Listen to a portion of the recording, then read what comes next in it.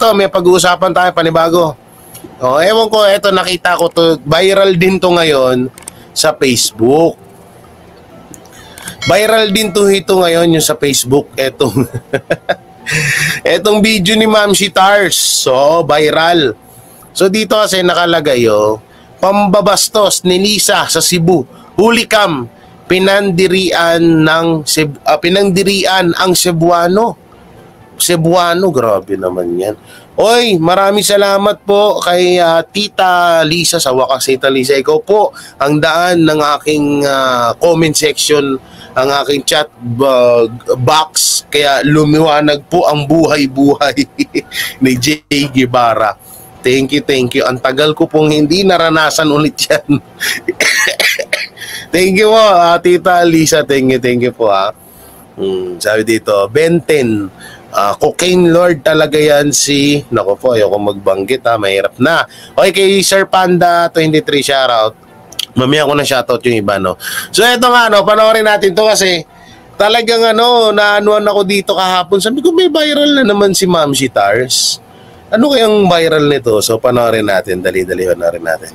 Sa pagdiriwang ng ika-455 years ng pagkakatatag ng Cebu Province na kung saan naandito dumalo si First Lady Liza Marcos, ay tila kinainisan nito at pinandirihan ng mga netizens dahil hindi nagustuhan ng mga netizens ang kanyang aksyon na tila pagsinga sa harap ng publiko, sa harap ng pagkain. At hindi lang yan, alam naman niya na madumi na ito.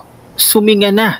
Kita nyo, pagkatapos niyan ay hinawakan niya ang pagkain na ibinigay sa kanya. At pagkatapos nga ng picture taking, hawak ang pagkain na ito ay mayroong inalok o ibinigay na regalo ang may-ari ng booth na ito kay Liza Marcos na naka-plastic pa. At tila ang laman nito ay isang pandesal. Ang bagay na kinainisan ng mga netizens ay hindi niya ito tinanggap.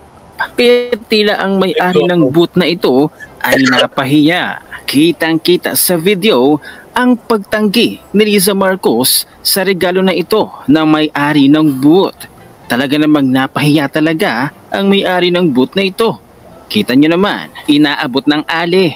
Libre na ito, regalo. Pero tinanggihan. Ay. Hindi, ganito yan. Ito, bigyan natin ng magandang reaction to. Viral to kagabi habang tutulog ako. Sabi ko, ano to?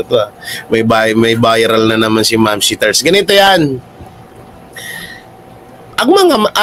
Si Lisa Araneta Marcos, ang First Lady ngayon, na asawa ni Bongbong Marcos na inyong presidente, ay hindi naman kasi yan dumanas ng kahirapan. Ano ka ba? Ano ba naman kayo?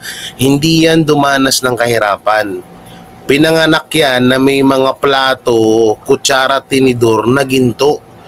No? Hindi yan pinanganak ng mga mahihirap yung mga yan. Kaya kung ganyan man yung asta nila, ano na sa atin yun? Parang accept na natin yun na kaya hindi ko sila pinagtatanggol, disclaimer inaano ko lang, mas pinapaliwanag ko lang sa inyo.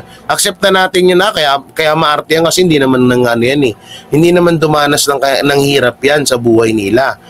Pagmulat ng mata nila, pagkagising nila dito sa mundo, mayayaman na yung mga yan, no? Kaya kung eto yung mga ganyang asta ng yung mga ganyang asta ng mga tao, na yan yan ang sinasabi natin na kaya napaka pangit na magkaroon tayo ng isang namumuno sa bansa natin na hindi naranasan ng paghihirap dito sa Pilipinas or hindi nakaranas ng kahirapan. Kasi yan, katulad yan, Duterte, dumanas ng kahirapan yan. Si Isko, dumanas ng kahirapan yan. Maraming mga na hindi napagbigyan. Pwera lang sa mga Duterte. hindi na pagbigyan na maging presidente, na yun dapat yung mga kailangan natin dito sa bansa natin. Kaya kahit anong putak natin dito ng mga Pilipino na, oy ganito, gumising naman kayo, tumayo naman kayo, silipin nyo naman kami, wala yan silang pakialam. Katulad lang ng halimbawa, yung pamimigay ng relief goods nila Abalos at ni BBM sa baha. 'Di ba? Tignan niyo kung gaano sila kawalangya. Oo, nandun na tayo sa point na namimigay sila ng pagkain, namimigay sila ng relief goods or ayuda, pero wala sa ayos. Kasi alam nila na kahit na hanggang leeg, kahit na madumi ang tubig na yan, lulusungin ng mga Pilipino yan. Kasi nga, patay gutom tayo. Sorry masakit yung kasabihan na yun, pero totoo yun. No? Patay gutom, yun ang tingin nila sa atin Patay gutom tayo. Wala nang arte-arte ang mga yan, basta makakuha ng ayuda yan, lulusong yan. Kung talagang may concern ng gobyerno natin, di ba? Doon pa lang sa pamimigay nila ng ayuda, pinapila, dinala nila sa lugar na medyo maayos-ayos, hindi naman yung gano'n na gulo-gulo, nasa tubig pa, kawawa yung mga Pilipino. Kasi nga, ang katuwiran naman ng gobyerno natin, wala silang pakialam. Hindi naman nila naranasan yan Okay, tingnan mo tong kay Lisa na to. 'Di ba? Hindi niya tinanggap. So, nakakabastos din talaga. 'Di ba? Na kahit man lang sana nakaplastikan na lang yung pinakita niya. Na kahit papaano is natuwa yung nagbigay.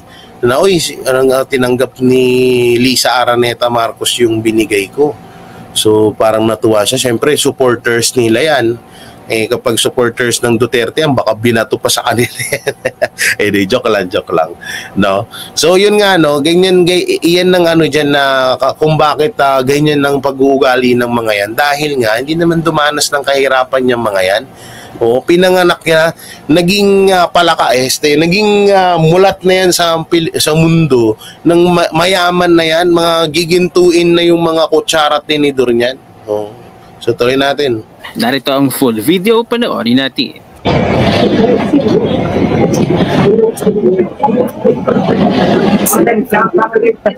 Good morning, ma'am. Parang Bisaya. Parang pandesal ng Bisaya. Pero there's coconut inside. Pan Bisaya yan. Pati di Pilar.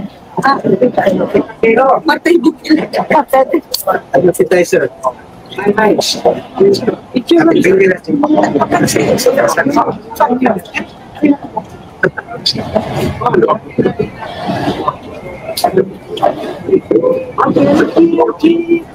Picture. Camera, action.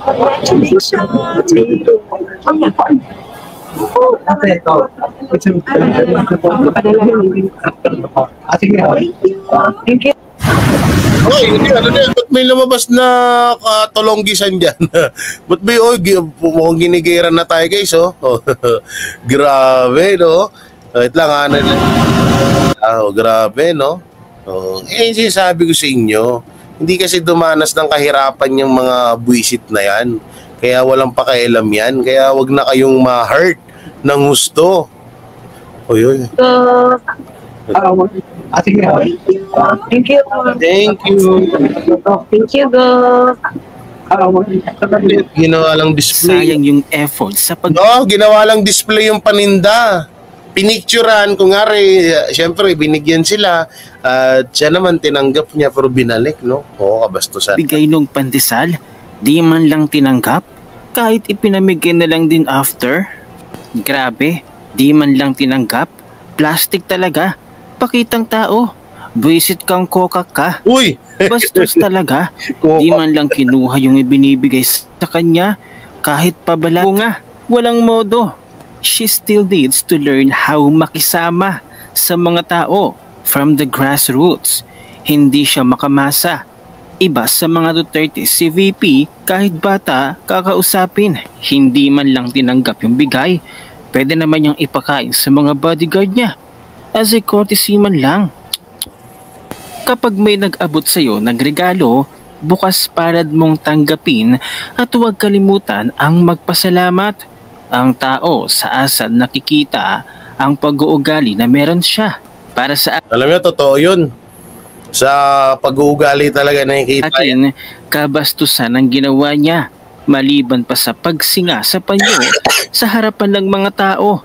Puro kaplastikan nakikita ko sa kanya. Samantala nagbigay naman ng komento at reaksyon ang DDS na si Lady T na kung bakit tinanggalan ng mga security si Vice President Sara dahil nga natatakot din itong si Bangag na mapatalsik sa Malacanang. Narito.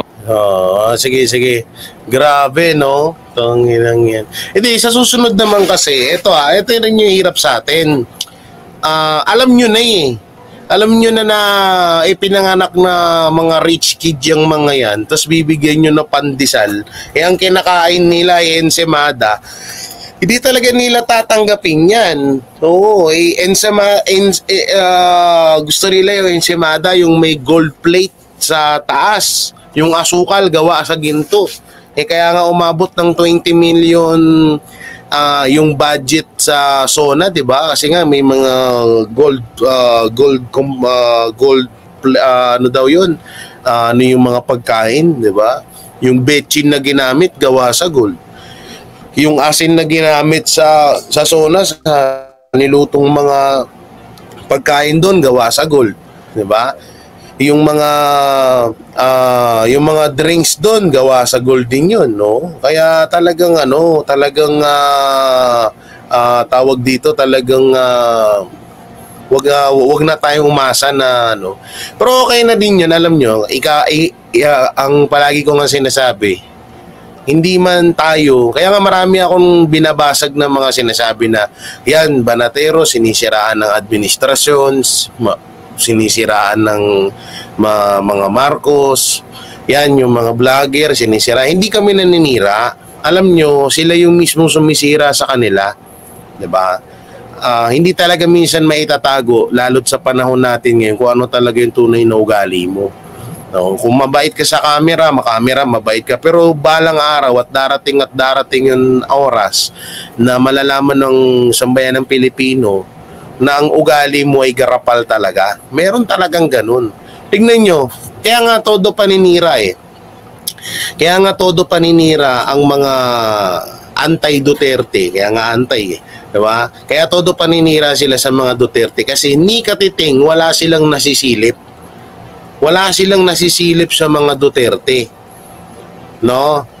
Eto, ni minsan wala tayong nabalitaan na ng bastos si BP Sara sa mga katulad nung nagbibigay ng regalo kay Lisa kanina.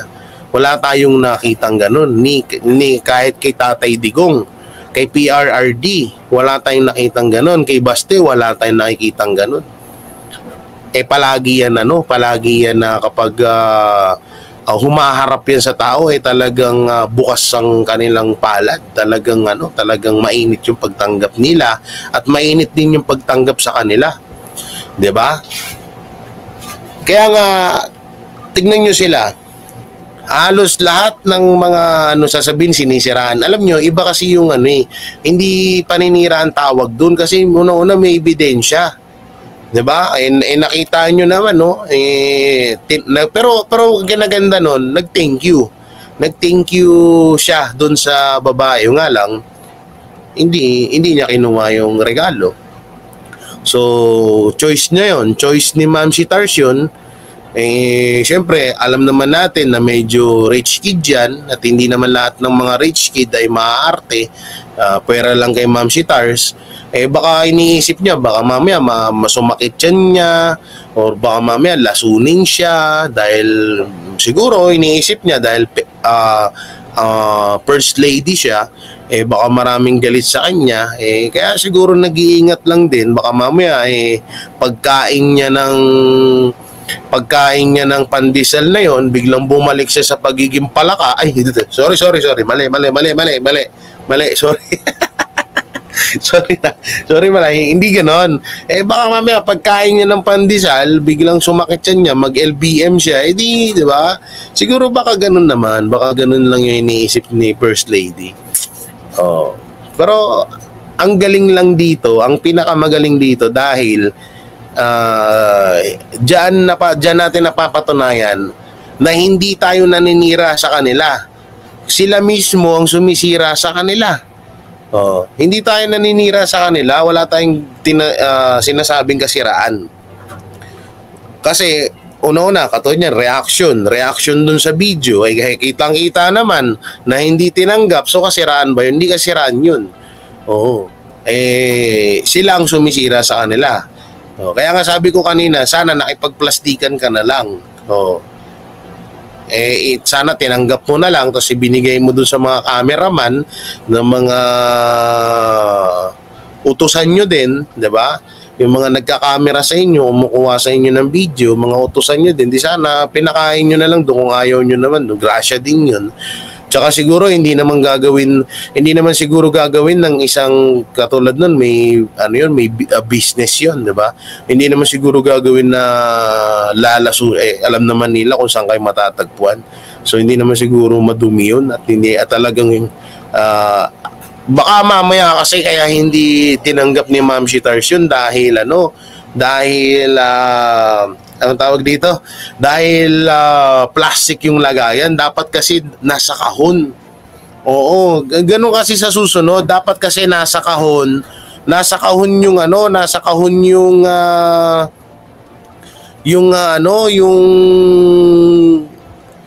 tawag dito? Yung ibinigay nyo sa kanya. Kaya siguro hindi tinanggap diba? Nakita nyo, nasa plastic, ew, so very dirty. Mga ganun siya. Pero kung nilagay nyo sana sa kahon yun or mga magandang box, baka tinanggap niya pa yun, no? Oo, kaya ganun anak ng teteng naman kasi siya, nilagay nyo lang sa plastic, parang hindi nyo pinahalagahan no? Parang hindi nyo pinahalagahan si Ma'am Shitar. Siyempre first lady yun, kailangan pahalagahan yun. Oo, hindi pwedeng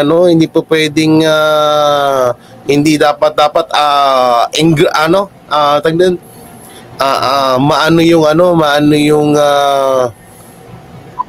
yung lagayan nun, social. Nasa plastic lang ayaw ni Ma'am Shitars ng ganun, no? Kaya sa susunod, kung saan man mapadpad si Ma'am Shitars at nandyan kayo, no, ayusin nyo na, ayusin nyo na sa susunod, no, para mas maganda. Ayusin nyo na sa susunod at i-improve nyo yung mga ibibigay nyo sa kanya, tsaka lagyan nyo ng konting gold. Konting gold, gano'n. Ito, dugtong natin to, positive daw, positive. Naku po, ano kaya itong positive na to? Itong Robin Sweet, napapahamak tayo sa mga vlogs mo na to. Lisa, positive sa drug test, pinagtawanan, mukhang sabog sa event. Naku po, panoorin natin. Pinagtawanan si First Lady Liza Marcos nang tilang magdrama ito sa isang event sa Cebu. Naiiyak daw siya at nalulungkot sa mga ibinabato ng taong bayan sa kanilang pamilya. Dahil puro daw negative. Hindi man lang daw makita ang mga positive na ginagawa ni BBM. Bakit? May positive bang ginawa si BBM? Alak ng teteng naman. Nag-i-expect kayo na makakuha kayo ng papuri sa mga tao. Bakit? May ginawa ba kayong maganda? Ay, lako talaga. Huwag tayo masyadong maging assuming. Huwag tayo masyadong maging pilingera or pilingero. No? Alam nyo, ito pa isa sa pinakamaganda sa ugali ng mga Duterte. Trabaho lang sila ng trabaho. Hindi sila nag-expect na, oy, puriin mo ako, oy, ikaw, puriin mo ako, dapat maganda yung feedback mo sa opinion mo sa akin dahil gumagawa ako ng maganda. 'Di ba? Gumagawa ako ng maganda kaya dapat puriin mo ako. Walang ganun sa pag-uugali ng mga Duterte. Trabaho lang sila ng trabaho. Etong mga to, anong ibig nyo sabihin, Ma'am Shitars? Ang ibig nyo sabihin Pag may ginawa kayong maganda, kailangan puriin agad yun. Hayaan nyo sila. Hayaan nyo yung mga Pilipino. Kasi yung mga yan, hindi naman mga tanga yan eh. Kung nakikita naman nilang maganda, yung pamamalakad ng asawa mo dito sa Pilipinas, baka kaming mga banateros, pinupuri din namin. Kaso, wala talaga kami makitang maganda. Una-una, yung flood control, tingnan mo, sinabi nyo sa SONA, hindi naman basta-bastang ano lang yung SONA, kaya nga SONA yan eh. Diba? Pinaghahandaan yan at lahat ng mga sasabihin ng isang presidente dyan ay talagang makabuluhan at aasahan ng tao. So ngayon, sinabi na asawa nyo na may 5,500 na flood control, asan na yung ngayon? O ngayon, parang magtataka kayo bakit may mga negatibo. Kasalanan nyo yan. Hindi yan kasalanan ng mga Pilipino na hahanapin at hahanapin nila sa inyo yan dahil nga ay presidente ang asawa nyo. So tuloy. Meron ba? Tarahin nyo kayang magpa-drug test. Baka may makita kaming positive. Charot. Mabuti na lamang daw at suportado sila ni Cebu Governor Gwen Garcia. Kaya daw siya naiiyak. Makakatanggi ba naman yan si Governor Gwen? Ang anak niya baka matanggal sa tourism. Eto mga kasweet, panoorin natin ang full video. Ngayong buntag sa tinatanan.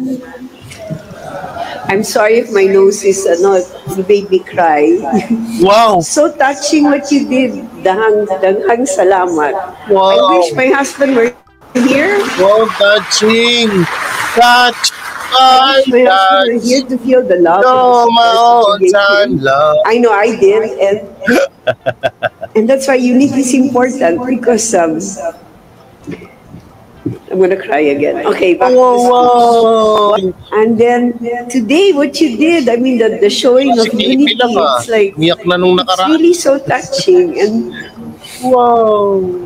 So touching. You know, it's not perfect. My husband is really trying, and sometimes I feel bad. People see all the negative and not the positive. It's not easy what he's doing. Okay. But unity has a lot to do with it.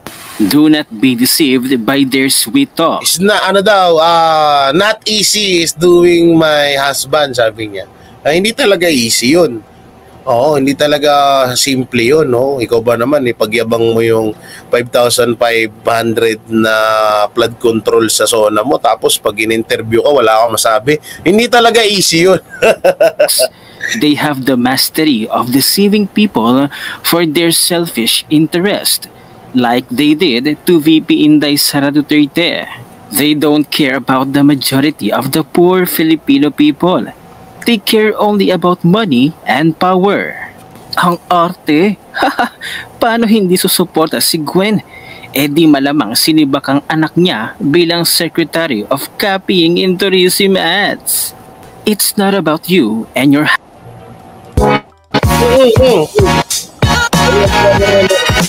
May mga ganyan to, naka-download to. Hindi tayo prepare, no? Pasensya na kayo, hindi tayo prepare. About the country and the Filipinos.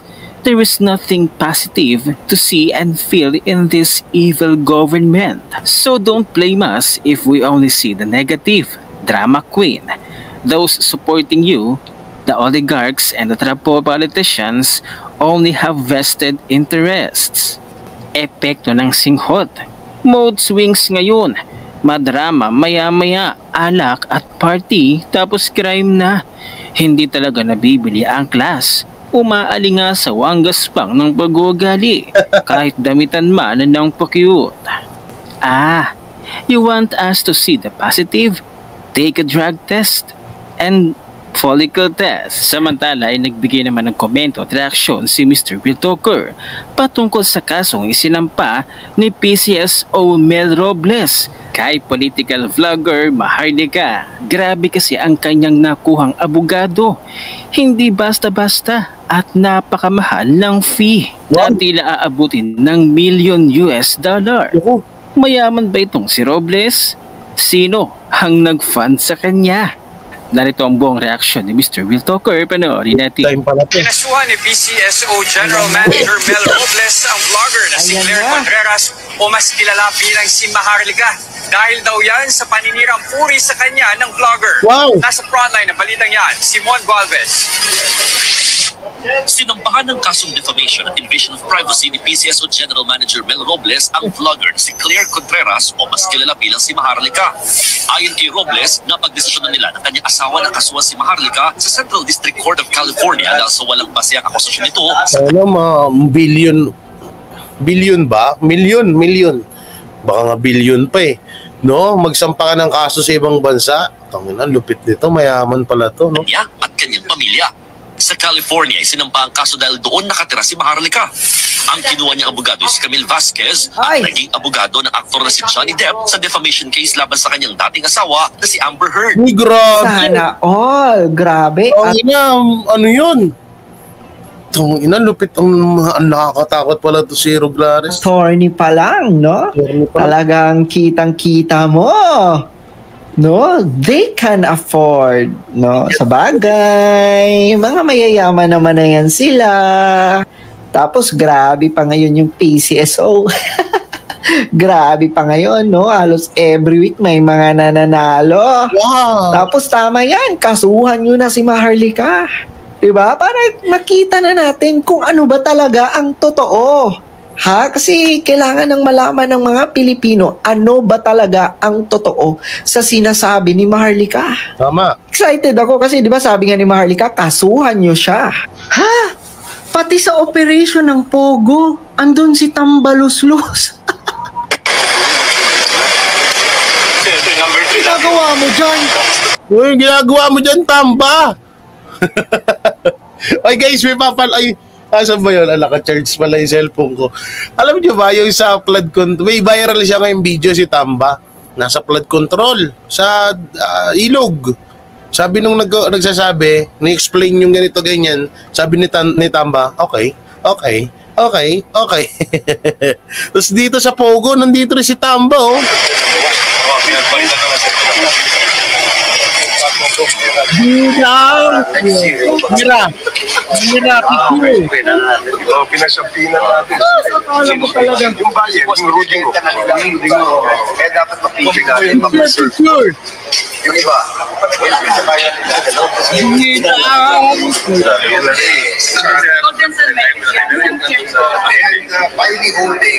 Imagine ninyo mga lods, ang DSWD, ino-vertican din niya. Gumigit-git din siya dun. So West Philippine Sea, may say din siya. Tapos pati sa pag-inspection na may mga tamang tao naman na ang nakatoka dyan, sasama pa siya. Grabe. Ngayon na nga ang saya. Ito naman si Real Talk eh. Bidang saya. Maghihirap talaga maghilig sa Jollibee, bida-bida eh. Doon lang talaga ako nakakita ng Speaker of the House na gusto niyang gawin lahat. Ikaw na! Gawin mo na lahat! Pinakyaw. Pero sana naman, yung mga totoong problema na nangyayari ngayon sa Pilipinas, mabigyan nyo ng aksyon. Huwag lang sana puro papugi. Yung mga pangunahing bilihin na nahihirapan ang mga Pilipino, aksyonan nyo naman. Legal po ito. Ay, utos ng Kongreso. Opo. So, legal po ito pag-transfer. Nagkonsulta kami sa mga OGCC, COA, GCG. Anong utos ng Kongreso? Sinasabing legal. So, kaya ako binalik lang sa practical point of view din. So, naniniwala po kayo na legal po ito? Opo. Hindi ko gagawin ko hindi ito illegal. Hindi ko gagawin ko hindi ito illegal. How about Narinig nyo mga Lods? Utos ng Kongreso. Wala. Diyan pa lang kitang-kita mo mga Lods. Diba? Na isa si Romualdez sa nagsusulsul at nagko-command sa kung ano ang dapat gawin. Imaginein mo, 90 billion sa PhilHealth. Diba? Bakit nyo kukunin? Diba? Pwede naman magstay na lang dun sa PhilHealth at ipamigay na benepisyo, diba, sa miyembro ng PhilHealth at sa mga kababayan nating hindi afford, diba, yung magpagamot ng mahal. Yun na nga yan na nga ang sinasabi ko. Nahala, sige, BBM lang ng BBM. Ngayon, asan na yung BBM nyo? Ultimong pinsan niya, hindi niya makontrol. So, totoo naman yung sinabi dito ni Mr. Real Talk eh. Ba't nyo kinuha yung pera na yun? Eh di sana inilaan nyo na lang yun sa mga tao na hindi kayang magpa-hospital, hindi kayang magbayad ng mga bills nila kapag sila ay nagkakaroon ng karamdaman at sila ay nagpapa-check up, di ba? O nagpapagamot sa mga hospital natin dito sa Pilipinas. No. Pero bakit kinuha pa nila? Ano tayo magagawa? Yan talaga ang Pilipinas. BBM pa hanggang sa dumating na yung panahon na magutom na kayo. Yan ang Banatero, walang inuurungan. Pag tama palakpakan, pag mali ay babanatan. Yan ang Banateros, boses ng ordinaryong Pilipino. Banateros ay walang makakaawan. Walang inuurungan, Banateros ay tinutulungan.